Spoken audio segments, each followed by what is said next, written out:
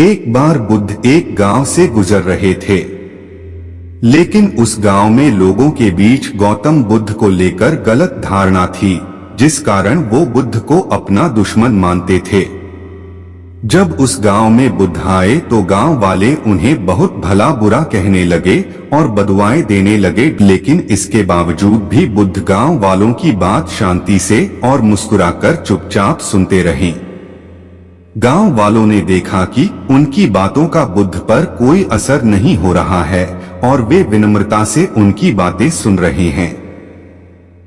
गांव वाले जब बोलते बोलते थक गए तो आखिर में बुद्ध ने कहा कि यदि आप सभी की बातें समाप्त हो गई हो तो मैं अब प्रस्थान करूं। और बुद्ध की बात सुनकर गांव वाले हैरान रह गए। लेकिन उस भीड़ में एक व्यक्ति ने बुद्ध से कहा कि हमने तुम्हारी कोई प्रसन्नता नहीं की है, हम तुम्हें बदुआएं दे रहे हैं, क्या तुम्हें इससे कोई फर्क नहीं पड़ता? बुद्ध मुस्कुराते हुए बोले, जाओ, मैं आपकी गालियां या बद्दुओं को लेता ही नहीं।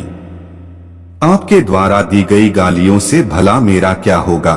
जब तक कि मैं आपकी गालियों को स्वीकार ही नहीं करता, इसका कोई परिणाम ही नहीं होगा।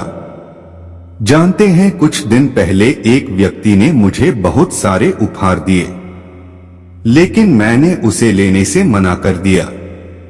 जब मैं लूंगा ही नहीं तो कोई मुझे कैसे दे पाएगा? बुद्ध ने पूछा, बताइए, अगर मैंने उपहार नहीं लिया तो उपहार देने वाले व्यक्ति ने क्या किया होगा? भीड़ में से किसी ने कहा, व्यक्ति ने अपने उपहार को अपने पास रख लिया होगा। बुद्ध ने कहा, मुझे आप सब पर इसलिए दया आती है क्योंकि मैं आपकी इन गालियों को लेने में असमर्थ हूं और आपकी ये गालियां आपके पास ही रह जाएगी। सीख। भगवान गौतम बुद्ध के जीवन से जुड़ी इस कहानी से यह सीख मिलती है कि हम अक्सर अपने दुखों का कारण दूसरों को समझते हैं, लेकिन असल में यह हम पर ही निर्भर करता है कि हम वास्तव में क्या लेना चाहते हैं, खुशी या गम, उदासी या मुस्कान। यकीन मानिए, ये छोटी सी कहानी जीवन में एक बड़ा बदलाव ला सकती है।